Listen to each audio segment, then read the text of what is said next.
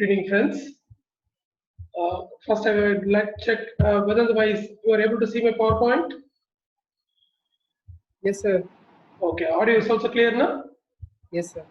Okay, we'll just start in a minute or two. So I will just have an informal talk. See, we have covered almost many topics in spine surgery. So, do you need any particular topic to be discussed again, or any new topics? So, we have got today we are going to discuss regarding assessment of the spinal deformity. Okay. Following that, day after tomorrow or next day, you will see each and every types of deformity and how we are going to managing it. So I cannot cover the whole of the deformity in a single day. So I split it into two topics. First is assessment of the scoliosis and kyphosis. Second one is management, clinical management. How we are going to manage it, when to operate, when to conserve. So this is a different topics. Two classes. Followed by there will be a class on spondylolisthesis. Okay. So if you have any other specific need, say you want to add this thing, something else, so you can put it in the WhatsApp group, so we can have those classes also. Okay. Okay. So we have 22 participants now. I think you can start the class.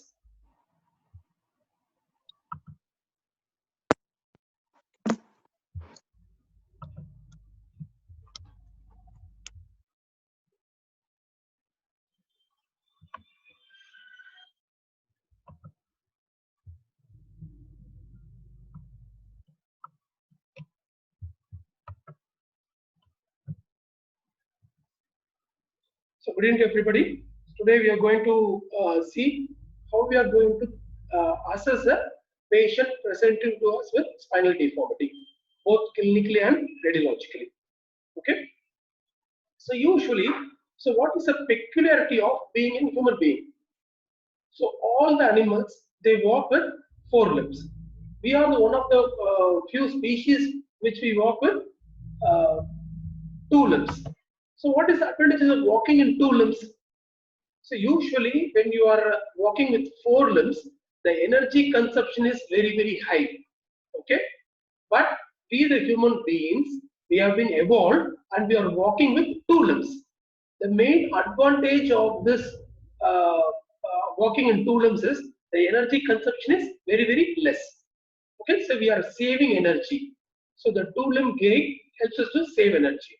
How did we evolve into a 2-limb gait? So when we are born, so usually we are born with the spine is in a kyphotic angle. Okay, usually the child will be born like this. So there will be a global kyphosis, rounded kyphosis of the spinal column. So the next stage of milestone, when the child lifts the neck up, there is cervical lordosis developing. Okay, from a rounded kyphosis, cervical lordosis develops.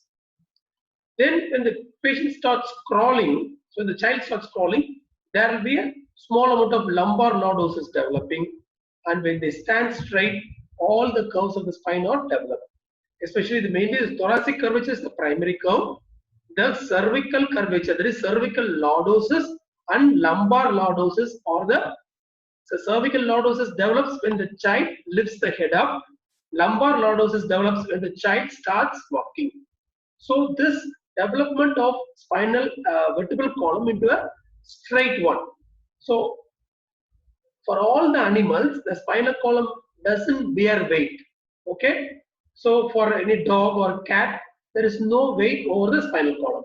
Therefore, there is very minimal degenerative changes occurring in the spinal column, since it is non-weight bearing.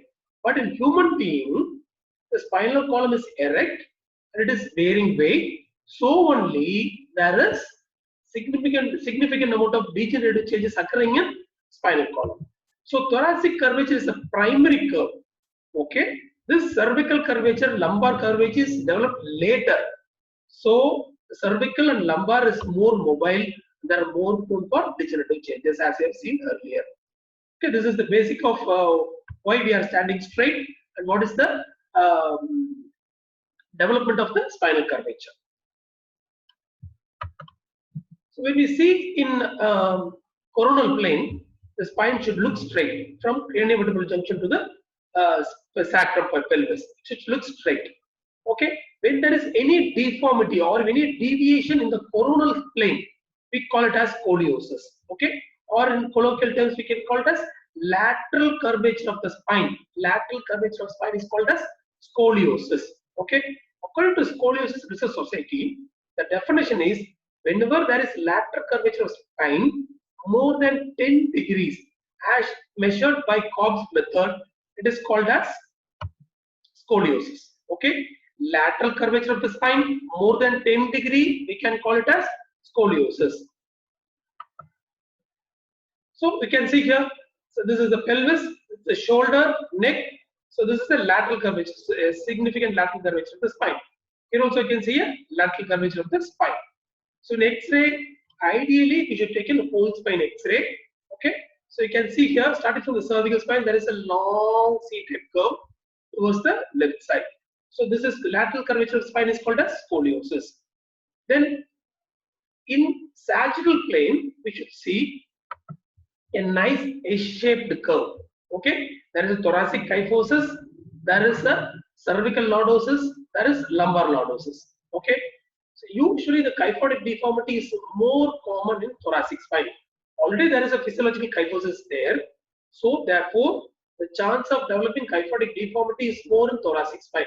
There is various pathologies. Okay, so if there is an increase in the kyphotic degree, normal kyphotic degree in thoracic spine, or if there is any loss of lordosis in cervical spine or lumbar spine, we call it as there is a deformity in the sagittal plane or kyphotic deformity. Okay, increase in kyphosis of existing thoracic spine or loss of lordosis in lumbar spine or cervical spine, we call it as kyphotic deformity or deformity in the sagittal plane. Okay, two planes of deformity, one in sagittal, one in coronal plane, that is scoliosis, another in sagittal plane, that is kyphosis. So this is a typical kyphotic deformity. Can you see that? It's a young girl with Schurman's kyphosis, it's a young boy with Schurman's kyphosis. X-ray, there is a significant kyphotic deformity at the lower thoracic junction. So what are the things we should evaluate in scoliosis patient? So first one is evaluation of the clinical history. Second, clinical examination of the patient. Third one is the radiological assessment. We'll see one by one. So what is the clinical history we should elicit? First, whenever the patient is coming with a deformity, we should notice at what age the deformity started. There is very much significance attached to the age at onset and at the age which patient is present. Whether the deformity is progressing or not. Some patient will say the deformity is there for a very long time and it's not progressing. Okay. So other will say that the mother will say, so when the child was born, the deformity was very little. We noticed it growing over a period of years. That is progression as per history. Okay. And also the milestones, whether the patient has developed, attained proper milestones and menarche at that age. So all these things we should evaluate correctly. So what is the importance of age? So the diagnosis varies according to the age of onset. So when the age of onset is between 0 to 3 years, we call it as infantile idiopathic scoliosis. So what is idiopathic? There is no underlying cause. If it is a congenital scoliosis, means there is some spinal abnormality. Either vertebral body is not formed or malformed. If there is no vertebral body anomaly, there is no hemivertebra, nothing. All the vertebrae are normal. Then there is no other underlying cause. We call it as idiopathic scoliosis. Okay. Between 0 to 3, we call it as infantile idiopathic scoliosis. Between 4 to 9, we call it as juvenile idiopathic scoliosis. Between 10 to 20 years, we call it as adolescent idiopathic scoliosis. This adolescent idiopathic scoliosis is the most common variant which we'll be seeing in our clinical practice. Okay, 0 to 3, infantile, 4 to 9, juvenile, 10 to 20 is adolescent idiopathic scoliosis. When will the congenital scoliosis present? Usually, most of the congenital scoliosis, the parents will notice at the time of when the patient starts walking. So if it is a very abnormal curve, they will notice when the patient is born. Otherwise, usually When the child starts walking, they will notice. Okay. Other thing is now with the advancement of ultrasound antenatal screening, there are many patients they come with an antenatal scan saying that at the age of 16 weeks, between the age of 16 weeks to 24 weeks, they diagnose if there is any significant vertebral anomaly or not. Okay. Then what is the age of puberty? So usually in girls, the puberty, the menarche is between 10 to 14 years. In boys, it is between 12 to 16 years. So what is the significance of the puberty? So usually, if there is a menarche, 1 year before menarche and 1 year after menarche, the growth will be very, very high. Okay, there is any small curve. During this pubertal growth spurt, the small curve can become big curve. There is chance that curve might increase in the dimension. So we should know. So if, for example, if the patient is presenting with a 40-degree curve at the age of 10 years, another patient 40-degree curve at the age of 20 years, which is more significant?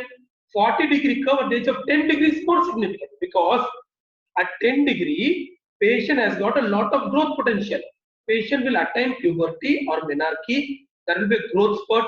This 40-degree curve can end up at a 100-degree curve. But another example, a 20-year-old female with a 40-degree curve, already there is a skeletal maturity has been attained. The potential for growth is very, very less. Okay, you should take it into account. So this is the significance of age of onset. Another significance of age of onset is the development of the lungs. Usually, first 5 years is a very, very much needed age for the development of the alveoli and expansion of the lungs.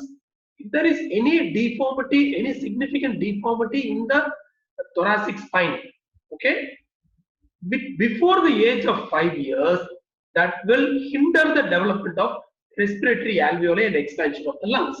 So the patient may go in for lung disease. Okay, it's usually called as constrictive lung disease. Okay, so on any onset before 5 years, we call it as early onset scoliosis or early onset spinal deformity, which will hinder the growth of respiratory alveoli and lung functions. Patient might end up having poor pulmonary reserve. Okay, that is the significance of this age of onset. We should be very clear, note it down. Second thing, what is the association with gender? Usually, the females are more affected than males in any form of idiopathic scoliosis, except for infantile scoliosis. In infantile scoliosis, there is 1:1 ratio, or sometimes males are more prone. Infantile scoliosis between the age of 0 to 3. In juvenile scoliosis and adolescent idiopathic scoliosis, the rate of prevalence is more in females. Okay, it is 1:6. So most of the cases which we see as adolescent idiopathic scoliosis is pubertal age group girls. Okay. Second, so we have read about the significance of age, the significance of sex. Second, clinical birth and developmental history. It's very, very important. What are the history we should elicit? Whether it is a full-term delivery or a premature delivery, whether there is any history of birth asphyxia is there or not, any deformity noted at the period of birth, what is about the motor and social milestones, family history, sibling history is very, very important. So any kind of congenital scoliosis or idiopathic scoliosis, there is a strong genetic predisposition is there. There are many studies which say that it can run in families. Okay, so family history and sibling history is very, very important. And at the age at which the girls attain menarche, these are the things we should ask. So we usually, if there is any history of birth asphyxia or premature delivery, there is chance of cerebral palsy. If there is any delayed milestones, chance of cerebral palsy is there. So in cerebral palsy, what can happen? There is a chance of neuromuscular scoliosis in these kind of children. Okay. Second. So delayed motor milestone or regression of motor milestones. So there is one condition, one group of children having delayed motor milestones. Second group of children where they attain motor milestones. So for example, the child starts walking by 3 years. okay, or 2 years. At the age of 6 years, 7 years, again the patient is bedridden or wheelchair bound, not able to walk. That means there is a regression of motor milestones, which is typical of neuromuscular disorders. If there is any multiple congenital anomalies, it be called as syndromic children. There are many syndromes associated with scoliosis or spinal deformity. You should note it down. There is any scoliosis guys comes, you should always search for any other congenital anomalies. There are not. Okay. So these are the things we should note it down. Next, there is other complaints apart from the deformity, onset of deformity, how it is progressing. We should always look into other history, like is there any pain associated with the deformity. Okay, we have discussed in lumbar disc prolapse what happens. There is a sciatic list. We also call it as sciatic scoliosis. Can also be termed it. We can term it as sciatic scoliosis. So if the patient presenting with acute pain with the mild deformity in the spine, so it can be because of acute disc prolapse or infection due to increased paraspinal muscle spasm. There can be a pseudoscoliotic curve. So how to differentiate it? So whenever there is a sciatic list, when we ask the patient to bend down, what happens? The deformity will correct itself. Okay. While in case of other structural scoliosis, when the patient bends forwards, the curve will increase. Okay, that is the difference. When the curve increases on bending, it's a structural curve. When the curve obliterates or disappears on bending, just a sciatic list or a non-structural curve. Okay. Second, is there any weakness in the limbs? We should also ask for any weakness, any bladder bowel disturbances. So weakness in the limb, bladder bowel disturbance shows that associated with the scoliosis, there is something else compressing the cord. There is any cord anomaly is there or not. So any weakness, any bladder bowel disturbance should alert us regarding any cord anomalies there or not. Okay. Second, so history wise, we have seen what is the age, sex, what is the developmental history, other histories we should elicit. Next, coming to the clinical examinations. Clinical examination we can split into morphometric measurements, general and systemic examination, spine examination, curve assessment, and neurological assessment. We'll go one by one. So what is morphometric measurements? So it's simply height, arm span, and weight. Why these are all important? So usually, if the patient is standing or coming walking, we should get a standing height. Okay. So why the standing height is very important to assess the rate of growth. So whenever the patient is coming for you, you assess the height. Okay. If the patient is growing, okay, for example, if the growth is more than 0.5 centimeters, the growth is more than 0.5 centimeters per month, that means it is the first sign of puberty. The patient is going towards menarche. Okay, prepubertal growth spurt. It will alarm us. It will give us a clue. Okay, so usually the child attains 60% of the adult height by 5 years and near about 90% of adult height at the age of puberty. So usually this height, increase in the height, it's not proportionate. Usually lower limb contributes more and the growth spurt occurs in the lower limb earlier than the trunk. So what to do now? So if you want to assess just the trunk, how the trunk is growing, what we should do? We should assess the sitting height. So sitting height is more relevant in scoliosis. It directly correlates with the spinal column growth. So both standing height and sitting height we should assess. So every time when the patient is following up, when you are treating conservatively, so whether the patient is growing, whether the spinal column is growing or not, at what rate these are growing will guide us in treating these patients.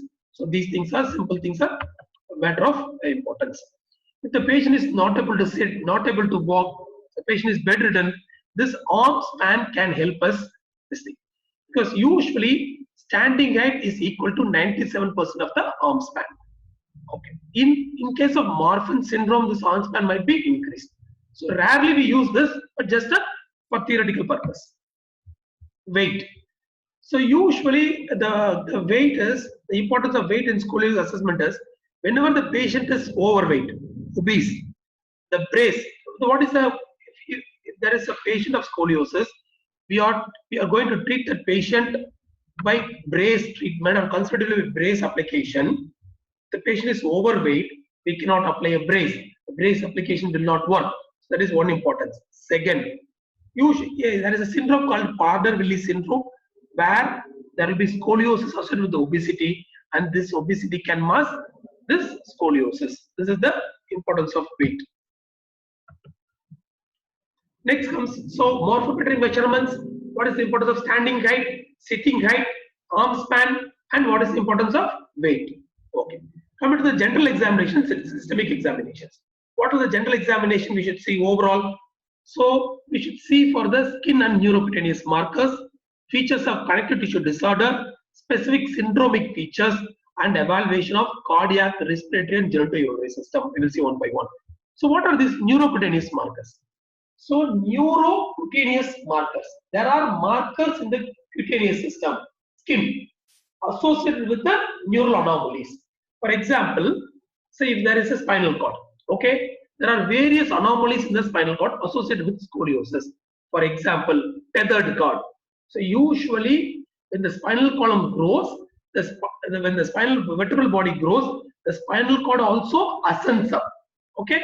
Usually at the time of birth, the spinal cord will be at the level of L3, L4 border.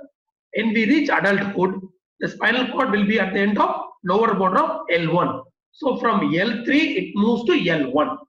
See, in tethered cord, what happens? There is an abdominal fibrous band or fatty tissue which is not allowing the cord to ascend up.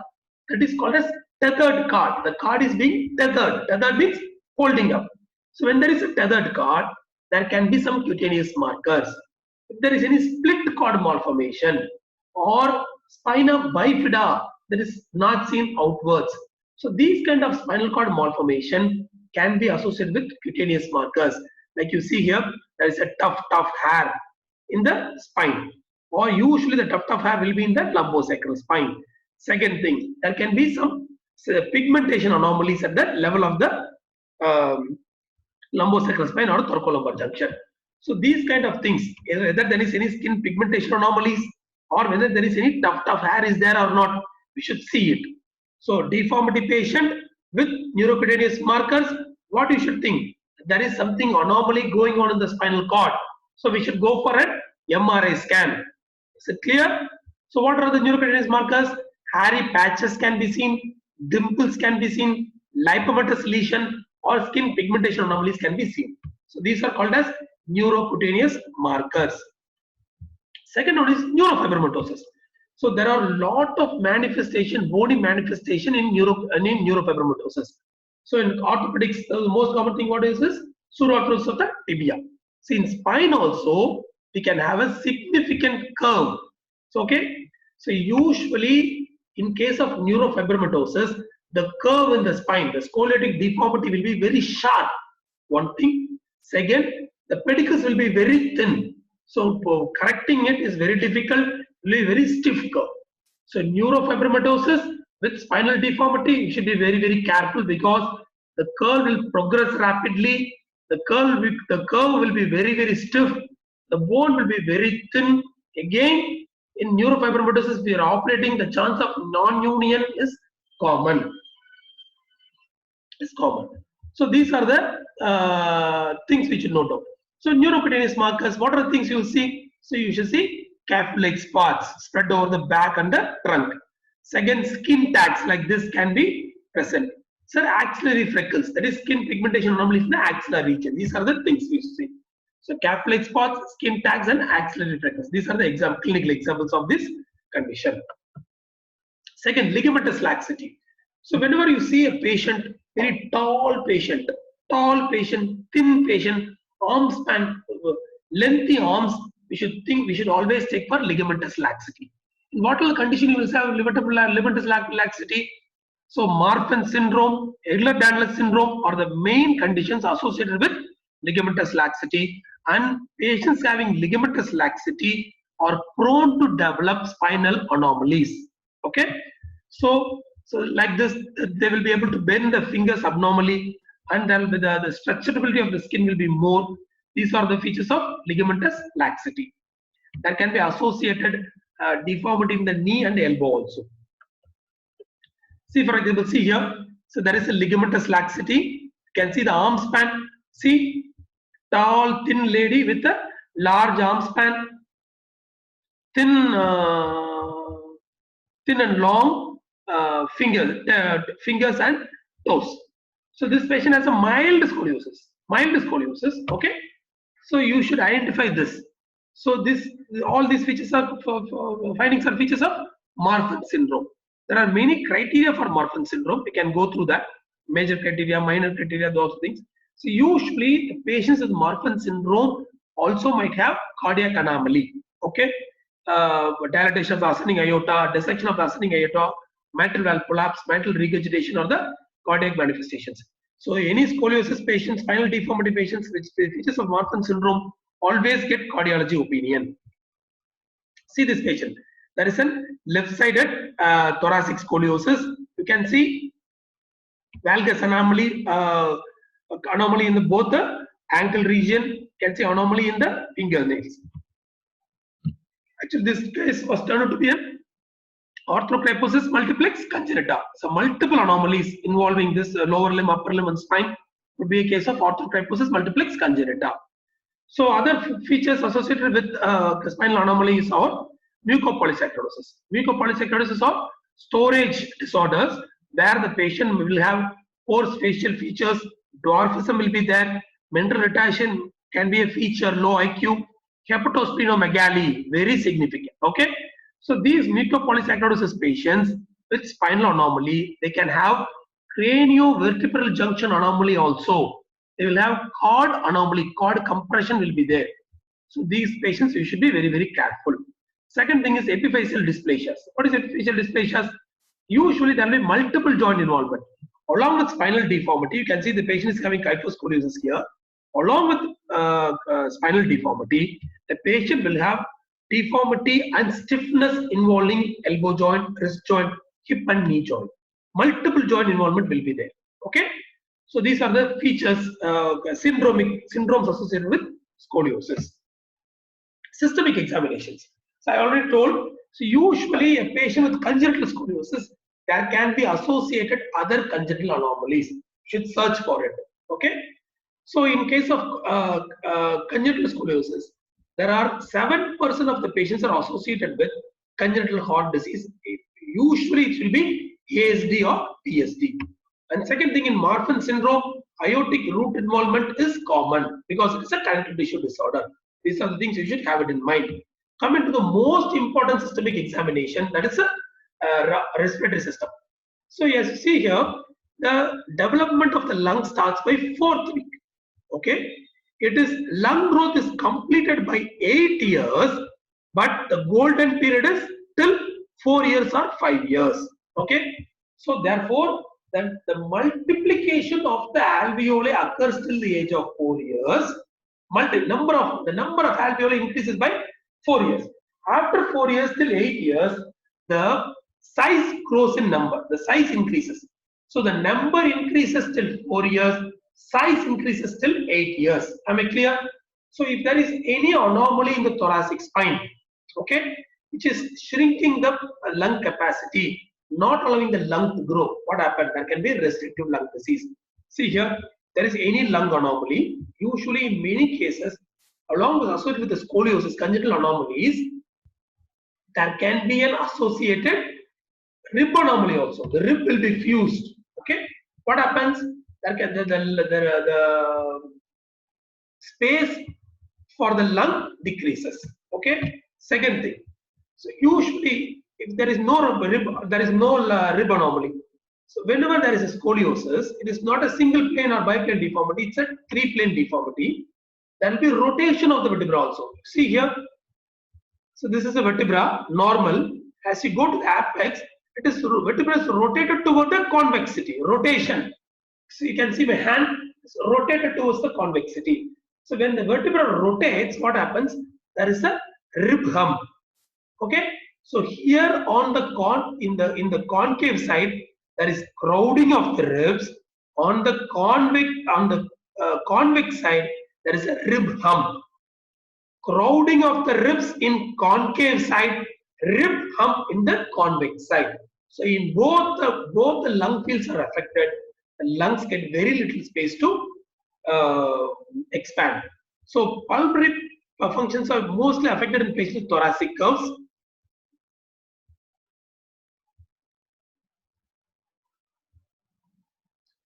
So thoracic is more than 100 degrees. So thoracic curve more than 100 degrees. There is a decreased vital capacity of less than 70%. Thoracic curve is more than 120 degrees. The patient ends up in respiratory failure and cor pulmonale and they may die. Okay. See, for example, I will tell about this patient. Okay. So this is a patient, a school-going girl with a right-sided thoracic, rigid 120-degree thoracic scoliosis. Can you see that? Can you see that? So right side, left, this side, there is no space for the lungs. Okay. This side, again, there is crowding of the ribs. There is no space for the lungs. There is very, very little space available for the lungs. So when we examined this patient, the patient was not able to talk more than 2 minutes continuously because she was having breathlessness. She was only able to walk few meters. So already the patient has developed restricted lung disease and cor pulmonale. So you should examine the breath holding. So rough estimation is you should ask the patient to hold the breath. Okay. So normally the patient should hold the breath for at least 20 to 30 seconds. If it is less than 10 seconds or 15 seconds, the pulmonary function test is poor. So usually you should get a pulmonary function test also before subjecting any patient to the surgery. Coming to other system examinations, abdomen and genitourinary system or the other system which has got a congenital anomaly associated with scoliosis. Usually in abdomen, we can have umbilical hernia and inguinal hernias associated with congenital scoliosis. Hepatosplenomegaly we can observe in case of storage disorders. Genitourinary system, there is 6 to 12% incidence of genitourinary system anomaly in scoliosis, congenital scoliosis. The things are ectopic kidney, renal agenesis, and pelvic-ureteric junction obstruction with hydronephrosis. These are the findings in genitourinary system. So we have finished with the clinical history. What are the history we should ask? What are the general and systemic examination we should do? Now we are moving on to the proper examination of the spine. So we will categorize into inspection, palpation, and curve assessment. So what are the inspection we should do? So before inspecting the patient should be undressed completely. Okay, just covering the private part. So then only you will be able to assess the curve correctly. Okay. The first thing we should see is the plane of the deformity. What is the plane of the deformity? See here the plane of the deformity only in the coronal plane. That is only scoliosis. Here the plane of the deformity is in sagittal plane. So it is only kyphosis. For example, this girl has got a scoliosis and also get a kyphosis. So this we can term it as kyphoscoliosis. Okay. So plane of deformity, whether it's only scoliosis or only kyphosis or both kyphosis and scoliosis can go together. Second thing is paraspinal muscle spasm. We should see inspection. So I said earlier, in sciatic list can present as scoliosis. Any painful condition of the spine can present with sciatic list, which can be mimic scoliosis. So in those painful conditions, the paraspinal muscle will be prominent, spasm will be prominent. Okay, then you should suspect whether there is any root irritation or infection. Second condition, paraspinal muscle totally atrophic. Cannot see any paraspinal atrophy. When you palpate, also it will be very flabby. So we get those kind of paraspinal muscle atrophy in neuromuscular scoliosis. So we have assessed the plane of the deformity. We have seen the paraspinal muscle by inspection. Second is shoulder level. It's very, very important. Okay. So see here, whenever there is a right, so here this we call this as right side, this as left side. There is a right-sided thoracic scoliosis. Do you agree with me? There's a right-sided thoracic scoliosis. Okay. So which shoulder is high? Right shoulder is high. Okay. That is very. So usually the part of the shoulder corresponding with the apex of the curve will go up. Here, so this is the curve. Right side is the apex. Right side shoulder will go up. Whenever the shoulder is balanced or the opposite shoulder is high, alarm bell should go on. See here, this side, This is left side. There is a left side thoracic scoliosis. See here, right side shoulder is high. That means what is indicators? There is a thoracic curve. Okay, mid thoracic curve. So there is another curve here, proximal thoracic level. If this proximal thoracic curve is also significant, then opposite shoulder will go high, go up. Okay. So if there is a main curve in the left side, above the main curve, there is another curve which is also significant. That means the opposite side shoulder will go up. When the same side shoulder is up, the proximal curve is very insignificant. Make clear? Right side thoracic curve, right side shoulder up, no problem. Right side thoracic curve, left side shoulder up, there is a problem.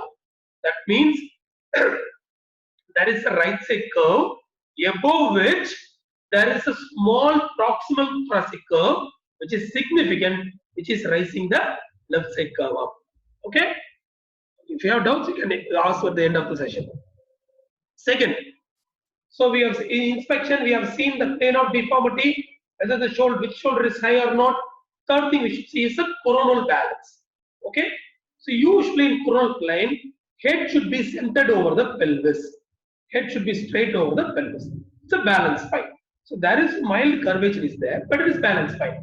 See here, the head is tilted towards the right side.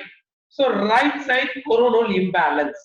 If it is towards the left side, we can call it as left side coronal imbalance. This is just by inspection. Normally, this balance should be assessed both clinically and radiologically. I'm just leaving about the clinical aspect of it. Third thing is truncal shift. See, this is the waistline. Okay, this is the apex of the curve. That is the highest point of the curve. This is the trunk. Can you see how the trunk had shifted like this? Like this. This we call it as truncal shift. There is a truncal shift. This is also indicates there is a coronal imbalance. Okay, normally head should be centered over the pelvis. There is a truncal shift, or if there is a head tilting towards one side or the other side, we call it as coronal imbalance. Okay. Usually in scoliosis, coronal imbalance will occur. In kyphosis, sagittal imbalance will occur. Okay. Coming to the sagittal imbalance. So in sagittal plane, here also head should center over the pelvis. So radiologically, if you draw a plumb line, this C7 plumb line should fall over the posterior superior corner of sacral vertebra. Okay, 1 centimeter this side, 1 centimeter that side is acceptable. Usually, C7 plumb line should be over the posterior superior corner of the S1 vertebra. That is sagittal balance. Okay. So I will to explain sagittal balance. So apart, sagittal balance is very important compared to coronal balance. Why? These are two pictures. Okay. One at a guy holding a child with an outstretched hand. Okay, stretching the hand and holding it. Other, he is carrying a heavy lady close to the chest. Which is easier? So many would think that this is heavier, this will be difficult, this will be easier. It's not so. This is difficult because when you stretch here, the weight carried is close to the center of gravity of this patient, this guy. Okay, this is close to the center of gravity. Here, it is far away from the center of gravity. There will be fatigue pain of the arm. For example, you can check. You try to carry a bottle of water. You carry that bottle of water close to your chest. Okay, you can hold that bottle of water for half an hour, 1 hour. In same bottle, you try to carry with the outstretched hand like this. Okay, so within 5 minutes you will have pain because your center of gravity is here. The center of gravity of that weight is far away, so you have to carry that weight. So when you are having normal sagittal balance, when you are walking, you will not feel your own weight. Okay, whether you are 50 kg or 100 kg, you will not feel that I am carrying 50 kg weight, I am carrying a 100 kg weight. Okay, but if the sagittal balance is lost, it's like carrying a 50 kg. For example, my weight is 85 kg. I am having normal sagittal balance. While I am walking, I will not feel tired. I will not feel my weight. When if I lose my sagittal balance, I'm walking with a forward stoop. Okay, forward stoop. I will feel my weight. That will make me tired. Okay, so you can see this. So this old lady has lost the sagittal balance, walking with a forward stoop. So she needs support. Without this support, she will not be able to carry her own weight. That is the importance of sagittal balance. Okay, I hope I'm clear. Sagittal balance is very, very important. So sagittal balance, if the patient is stooping forward or if the plumb line is falling forward of the sacrum, we call it as positive sagittal imbalance. Positive sagittal imbalance, forward stoop. Some rare condition where the patient might stoop backward. This is called as negative sagittal imbalance. So we have seen what is coronal balance, what is truncal shift, sagittal balance, positive sagittal imbalance, negative sagittal imbalance, the importance of sagittal balance we have learned. Okay. Next. So these are the things we have to see in the inspection. Next, palpation. Palpation, same thing. There is any red flag signs like tenderness. Patient is having painful range of movements. We should suspect that there is something, root compression is there or infection is there apart from the spinal deformity. Second thing is, in palpation, we should palpate the anterior superior iliac spine. Okay, so see, for example, so this is the spinal column. Okay, if there is any deviation of the spinal column, any curve in the spinal column, so we have two balancing act here. So there is a pelvis, there is a shoulder. So this pelvis and shoulder might tilt according to the spinal curvature. Usually the tilt of the shoulder is well observed, while the pelvis usually is balanced. Okay. So if at all, usually most of the patients, the anterior superior iliac spine will be at the same level.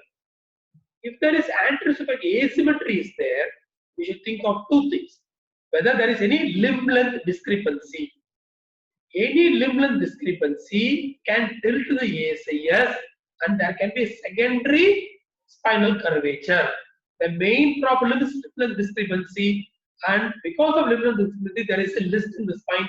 We can call it there is called as secondary scoliosis. When you compensate the limb length, the scoliosis will disappear. Here also on forward bending, the scoliosis might disappear.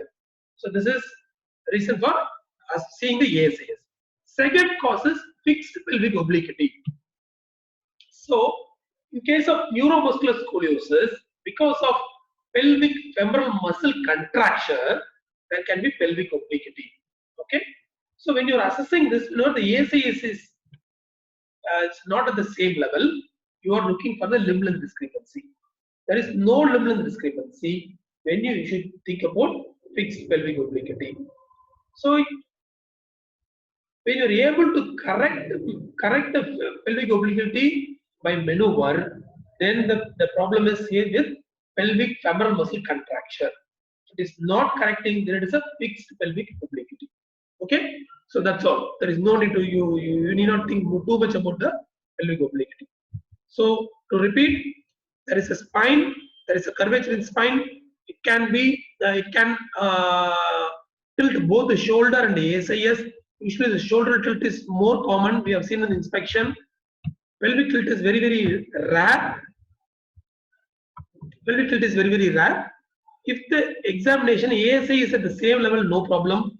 There is any inequality or asymmetry of the ASIS. First thing we have to see is whether there is any limb length discrepancy is there or not.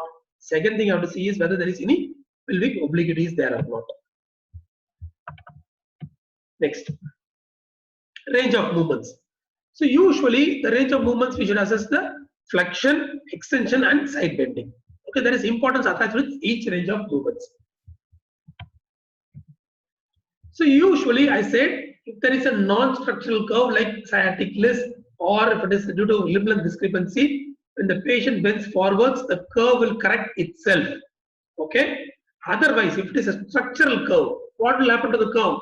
It will increase. Why the curve increases or the rib hum increases and bending forwards? Because there is increased rotation of the vertebra. So already the vertebra is rotated. When you bend forward, the rotation further increases and the rib is pushed posteriorly. Okay, that is called as rib hump. Am I clear? Any structural curve, the vertebra will be rotated. On bending forwards, the rotation will further increase. This rotation will push the rib up in the convex side. Okay, the rotation is always towards the convex side. Rib hump will be always on the convex side. This is called as rib hump. There will be always a prominence of rib hump on bending forwards because of increase in the rotation. You see here, this is normally we are seeing from the behind. So the rib hump is there. On bending forwards, it is looking like a mountain. Okay, it increased significantly because of increase in the rotation of the vertebra. So there is also scoliometer. Scoliometer. So this we are not using routinely. Usually this scoliometer assesses the rib hump. How much is the rib hump? Usually if there is a rib hump is 7 degrees, it is equal to Cox angle of 20 degrees. It's a rough estimation. Okay. So the instrument used to measure rib hump is scoliometer. With the assessment of the rib hump, we can assess roughly estimate the Cox angle of the curve. We don't use it routinely. So that is the importance of forward bending. Okay. Second thing is side bending. Why the side bending is very important? Because it's the flexibility of the curve. So see here. So this is the whole spine X-ray, head, neck, cervical spine. There is a curve in the thoracic spine, so pelvis and the hip. Okay. So you can see roughly there is a lower thoracic level. There is a left-sided scoliosis there. We don't know whether it is rigid or whether it is flexible. You can ask the patient to bend like this.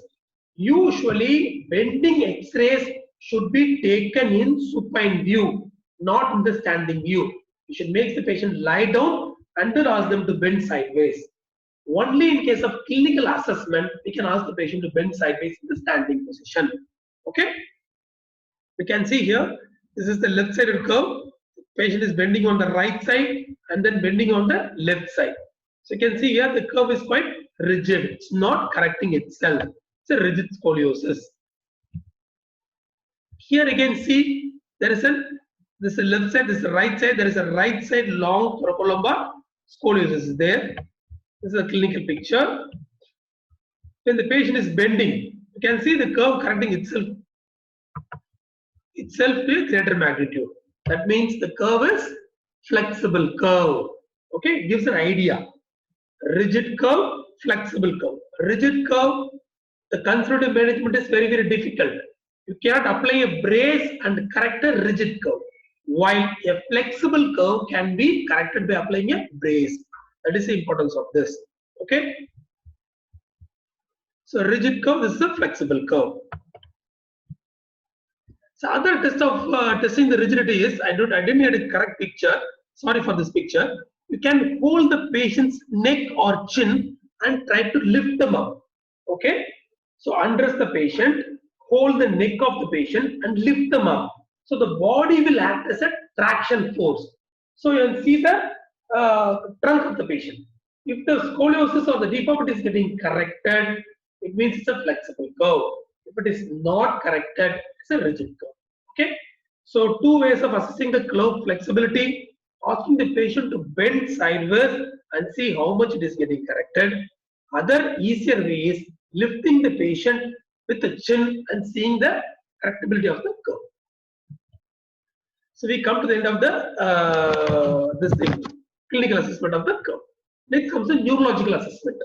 So neurological assessment, there are certain things we have to see: higher mental functions, cranial nerve examination, gait, motor function, sensory function, and reflexes. I will just go through the importance of all these things. So higher mental functions, you should ask for consciousness, whether the patient is alert, playful, oriented, and how the patient is talking. So these kind of higher motor functions will be altered in cerebral palsy, mucopolysaccharidosis, and syndromic children. Okay, so these things will be altered in this kind of this thing. All the cerebral palsy, mucopolysaccharidosis, syndromic children, there is a high rate of associated scoliosis in these kind of cases. Next, the cranial nerve examination. So what is usually when we enter the orthopedic examination, we forget about the cranial nerve examination. But there is a significant association between cranial nerve and scoliosis. That is called as horizontal gaze palsy associated with progressive scoliosis. So this is a clinical syndromic condition. Okay, HPPPS, horizontal gaze palsy with progressive scoliosis. There is absence of conjugate horizontal eye movements. You can see here the center point. So when this eye is towards the midline, there should be a horizontal movement of this side towards this side. It is not moving. So this is like this. Okay. So this is called as absence of conjugate horizontal eye movements, and associated with there is an, so most of the patients with this condition will have a progressive scoliosis. So that is called as horizontal gaze palsy with progressive scoliosis, HGPPS. This is one condition associated with the cranial nerve, this thing. Third thing is you have to wait for the gait, how the patient is walking, whether the patient is balanced or not. So we have already seen the balance in standing position inspection.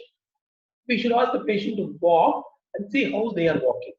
Okay, whether the shoulders are level, how is the waistline, whether they need some support for walking. The patient needs support for walking. There is a myelopathic gait, unsteady gait is there, or spastic gait. Okay, so if there is any difficulty in gait, scoliosis cannot be a cause, but underlying cord anomaly or neurological disorder could be a cause. Okay, so we should think about those conditions. Okay, so if you see a myelopathic gait, it may be because of cord compression or stretching in the scoliotic curve. The patient is having spastic gait, scissoring gait, that can be associated cerebral palsy with or human cause of neuromuscular scoliosis. So these are the things you should take it into mind when the patient is not able to walk without support. Coming to the motor functions. So these are the motor functions we should assess. First is bulk. So what is a bulk? So whenever there is an atrophy, okay, we should think about these conditions. So there is symmetrical atrophy, poliomyelitis. Okay, one thing. Now it is very rare, but still there are patients with post-polio residual paralysis with significant scoliosis in their 30s, 40s coming. Okay, so the problem with polio patient is polio patients, they're having post-polio residual paralysis. The compound neuromuscular scoliosis develops later in the age, not in the young child. Okay, so when they reach 40 years, 35 years, 40 years, there is a significant scoliotic curve because of the poliomyelitis, the neuromuscular curvature, and because of the significant curve, they will have pain while walking. Second thing, the sitting balance is gone. They will not be able to sit without support. They need some support to sit. Okay, that we should keep it in mind. Poliomyelitis, that will be atrophy of the calf muscles. It can be associated with spinal muscular dystrophy also. In case of tethered cord, I have explained what is meant by tethered cord. There can be asymmetrical calf muscle wasting is there. Okay. Motor function, there is atrophy. We should think about poliomyelitis, spinal muscular dystrophy, or tethered cord in case of asymmetrical calf muscle wasting. Second is hypertrophy. So this Duchenne muscular dystrophy, there is a pseudo hypertrophy of the calf muscle. Again, in case of neuromuscular scoliosis, I will say that the neuromuscular scoliosis, even though it is not very rare, okay, it is there. So children with neuromuscular scoliosis are presenting these kind of problems. We should be aware regarding this. We should not, if you fail to notice these things, it will be a gross error. Next thing is the tone of the muscle. If again same hypotonia, hypertonia. Hypertonia means there is some UMN lesion higher up. It can be either cerebral palsy, Friedreich's ataxia, Charcot-Marie-Tooth disease, mucopolysaccharidosis with craniovertebral junction stenosis. I said whenever there is a mucopolysaccharidosis, there can be craniovertebral junction anomalies can be there. Craniovertebral junction anomalies are more common than scoliosis or other spinal deformity in case of mucopolysaccharidosis. Should be very, very aware. An endocrinologist will refer a patient of mucopolysaccharidosis to the orthopedic surgeon for evaluation. You should always evaluate the craniovertebral junction because craniovertebral junction, cord anomaly, cord compression, a patient who was walking normally will become quadriplegic. If you identify and treat it early stage, patient will have this normal motor function. So no need to mug up or remember all these things.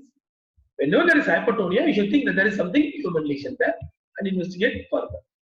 Hypotonia, element lesions, poliomyelitis, spinal muscular atrophy, or meningomyelocele. Meningomyelocele, lower to the lesion, there will be lower motor neuron lesion. So these kind of lesions can lead to hypotonia. So in sensory examination, again the motor function, usually idiopathic scoliosis, there will be normal power. There is any spinal cord anomaly or in case of neuromuscular scoliosis, there can be decrease in power can be there. Next comes the sensory examination. Usually sensory examination will test for light touch, deep touch, temperature and pain. What is the importance in scoliosis? So usually if there is any cord anomaly like syringomyelia, what is syringomyelia? There is fluid collection in the cord.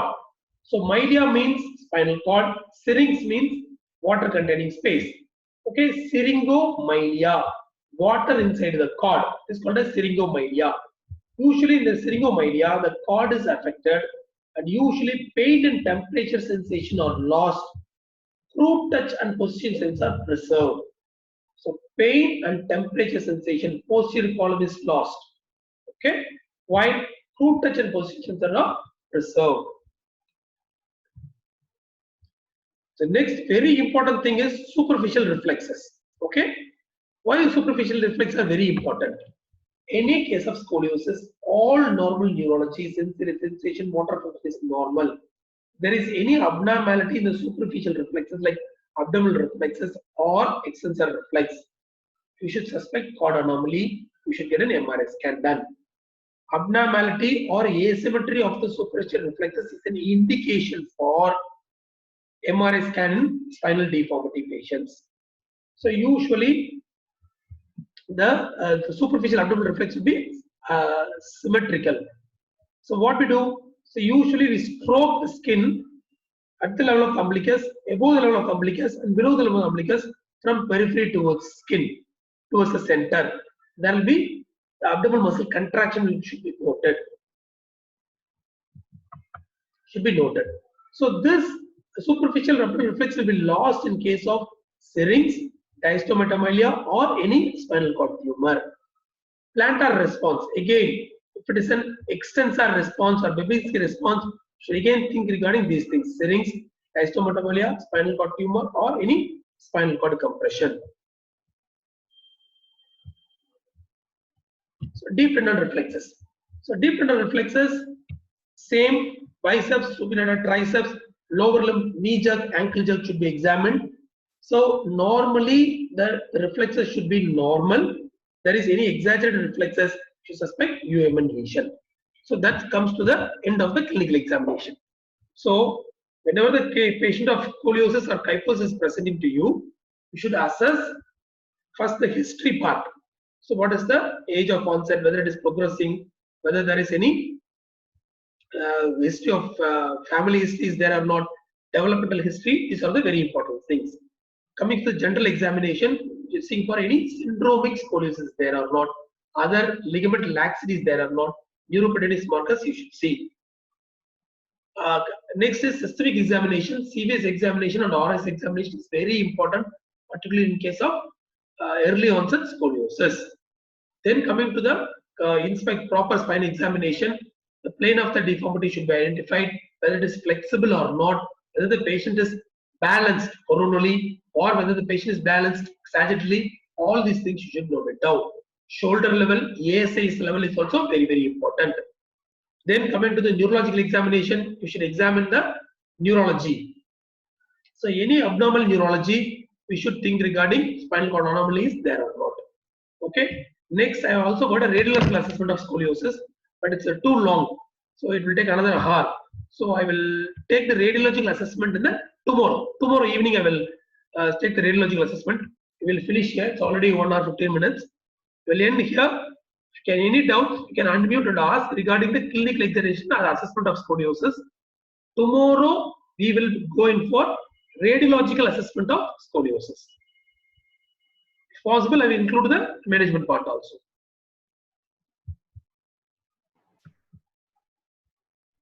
So, any questions you can ask regarding this clinical assessment. I know it's a short thing, but you should be fresh to understand the radiological assessment. There are a lot of details given there. So, I want a new class for that. Any questions? Sir, Yeah, Karthikeyan? sir, I have a couple of questions, sir. Yes, One ma'am. is that whether that waist asymmetry is similar to pelvic obliquity or both are different, sir? Waist asymmetry is a truncal imbalance. Yes, sir. The truncal imbalance only so. No, it's totally different. Okay. Different. Okay. So truncal imbalance is different. Waist, this ASIS and pelvic obliquity is totally different. So in truncal imbalance, you are seeing where the pelvis is. Okay.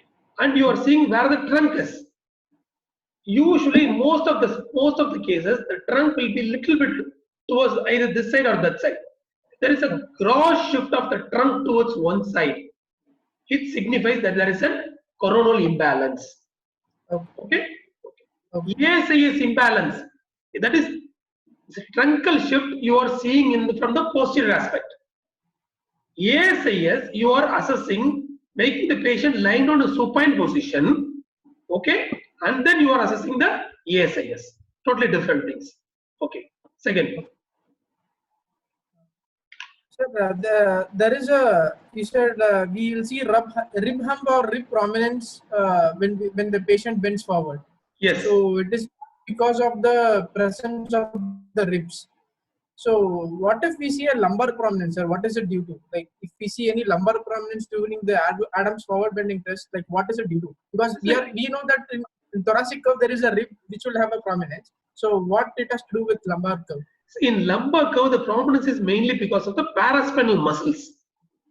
Okay. Okay. When there is a rotation of the vertebra, this paraspinal muscles will become prominent on that side. Okay. Okay. But the prominence will not be as prominent as we see in thoracic spine. It will be less prominent. Okay. Third. So one is that in flexibility, you said two things. One is lateral bending test, and one more is the axial pull flexibility, testing the flexibility of the curve. Yes. And one more I read it was like in prone position, you have to do some push prone test. Like, do you explain how to do it, sir? Like push prone test, is it to do it in exam, or these two is enough to check the flexibility? So these are the things we used to do. Okay. So usually bending is also a poor this thing. We cannot assess flexibility with a standing bending. That is only gives a rough estimate. So holding the chin and lifting up is a very good test of flexibility. One can lift and you can see by yourself. If the patient is the weight is not much, you can lift it and you can see that. If it is adult patient, we cannot do that. So in those cases, we can ask the patient to lie down prone position. Okay. So you will be able to see the apex. Okay. So you just hold your this line thing. Just try to push the apex towards the midline. Okay. Whether it is flexible or not, you can assess that. Okay. Whether it is getting corrected or not. Okay. So that is called as push test. So usually, if children, we can lift the head and see for flexibility. Other, if it is adult patient, you can just push test to assess the flexibility of the curve. Okay. Sir, how to check for the secondary curves clinically, sir? Like the primary curve, we can see with the apex. Yes. One point you said the shoulders will be asymmetrical. Yes. Any other ways, yes, sir, for assessing lumbar secondary curves? So assessing the lumbar secondary curve is very, very difficult clinically. Okay. Okay. So usually the curve which is very visible to you is the main thoracic curve, is the part which is more visible because of the rib gum and all those things. The secondary curve will express itself by way of shoulder. For example, if the main thoracic curve is right side, the right shoulder is at a higher level. That means the proximal, the secondary curve upper above this is very, very less significant. If the shoulder is level or if the opposite shoulder goes up, that means that the secondary curve, the proximal thoracic curve is very significant. Okay. Assessing the lumbar secondary curve is very difficult clinically. Okay.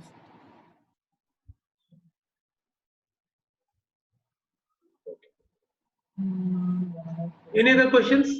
That's it, sir. Thank you, sir. Thank you, man. Thank you, man. Oops, there is other questions, sir. So, Manoharan, sir. Good evening, sir. Welcome, sir.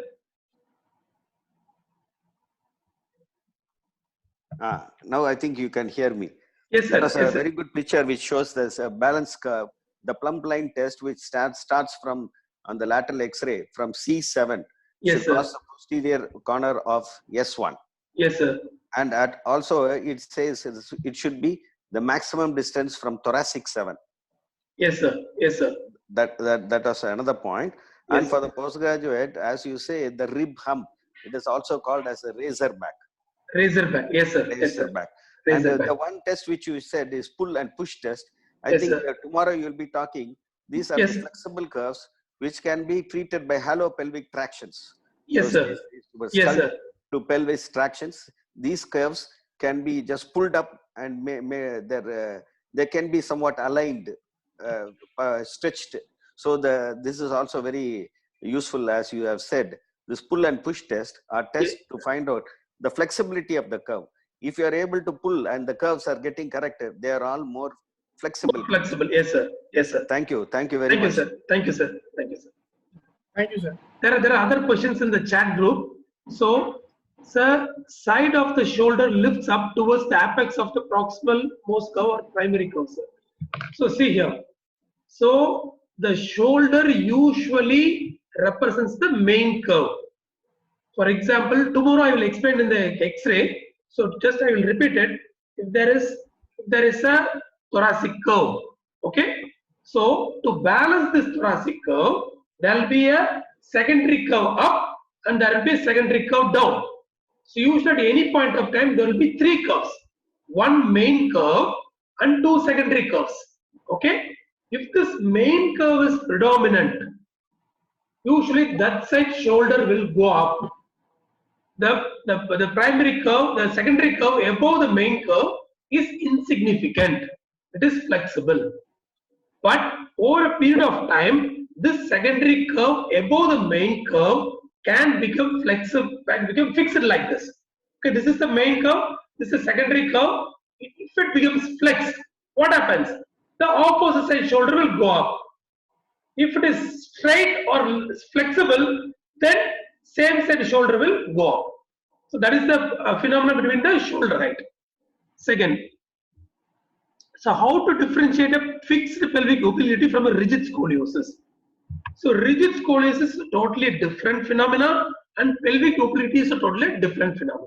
So rigid scoliosis means usually scoliosis, there will be flexible, some scoliotic curves will be flexible, some will be rigid. What is flexible? So when you are trying to stretch the curve, so if the curve is like this, when you are applying pressure or pulling, so if it becomes straight or if it is correcting, that is called as flexible curve. Okay. If the flexibility is less than 30%, okay. For example, there is a 100-degree curve. It is corrected to 50 degree. That means 50% flexibility is there. It's a flexible curve. So only correcting up to 100-degree curve is only becoming 90 degrees. That means only 10% is correcting. So less than 30% correctability, it is called as rigid curve. So there is a flexible curve, rigid curve. Pelvic obliquity, when you are, so as I said earlier, there is a spine, shoulder, pelvis, all are interconnected. Okay. So any curve will be reflected. The curve in the spine will be reflected in the shoulder and in the pelvis. Usually more in the shoulder, less in the pelvis. In case of neuromuscular scoliosis, there can be some muscle contractions in the pelvic femoral region leading to obliquity of the pelvis. This pelvic obliquity can create a secondary curve in the spine. So that is the importance of pelvic obliquity. Okay, so I think no more questions in the chat section. So, sir, yes, Vishnu, sir. Yes, sir. and I think all these, to my knowledge, all these compensatory mechanisms in the pelvis is to maintain an erect posture for the vision. Yes, sir. Yes, sir. Defective vision Yes, will sir. come. Exactly And correct, sir. in my small practice, what I find is I have recently got a child, say about 8 months ago. She was brought by a police officer, brought a child saying that she has got back pain. So once, Okay. as you have told, remove the dress to the limit of decency, then I found that there is a scoliosis. They were telling that the girl has developed this because she was carrying huge heavy books of the school. Yes, sir. Then I sent her for X-ray, knowing that it is scoliosis. Once I told them it is scoliosis, you have to get corrected. You have to start the treatment. They left my practice and went. Probably they are with you.